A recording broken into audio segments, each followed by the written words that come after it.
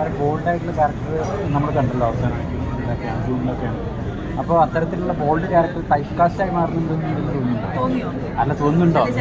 എനിക്ക് തോന്നുന്നില്ല അങ്ങനെ അത്തരത്തിൽ. കാരണം എല്ലാ തരത്തിലും ഒരു സ്റ്റേറ്റ് അവാർഡ് വിന്നറായിട്ടുള്ള കാര്യങ്ങൾക്ക് മികച്ച റോളുകൾ കിട്ടുന്ന എൻ്റെ പ്രതീക്ഷ. അത്തരത്തിൽ അങ്ങനെ വരുന്നുണ്ടോ എന്നുള്ള ചോദ്യം ഉണ്ട്.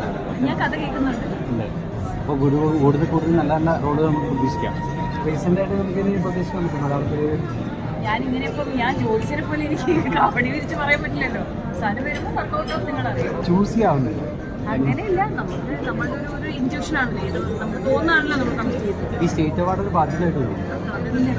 നമ്മുടെ ഷെൽഫിൽ സുഖമായിരിക്കും. അതല്ല, നമുക്ക് അത്തരത്തിലുള്ള എന്താ അംഗീകാരങ്ങൾ കിട്ടുന്ന സമയത്ത് ആ ഒരു അംഗീകാരത്തിന് അപ്രിസിയേഷനായി കണ്ട് ഹാപ്പി ആയിട്ട് സ്വീകരിച്ചാൽ മതി. അതിനെ അങ്ങനെ നെഗറ്റീവ് ലൈറ്റിൽ കാണേണ്ട ഒരു ആവശ്യമില്ല. പലർക്കും ഈ സ്റ്റേറ്റ് അവാർഡ്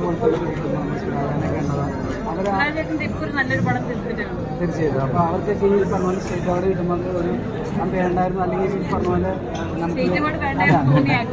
അല്ല ഈ പറഞ്ഞ പോലെ നമുക്ക് സിനിമകളിൽ കിട്ടുന്ന എല്ലാം തന്നെ ഈ ഒരു ലെവലിലേക്ക് മാറി സ്റ്റേറ്റ് അവാർഡ് ലെവലിലേക്ക് അപ്രോച്ച് വരുന്നതെന്ന് പറയുന്നത്.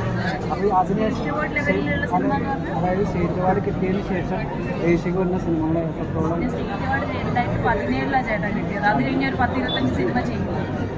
ഇപ്പോൾ വർഷം 2024 അപ്പോൾ ഇപ്പോഴും നമ്മൾ 2017 സ്റ്റേറ്റ് അവാർഡ് എഫക്ട് ചെയ്തെങ്കിൽ അതിനുശേഷം വന്ന സിനിമകളൊന്നും സംഭവിക്കുന്നില്ല.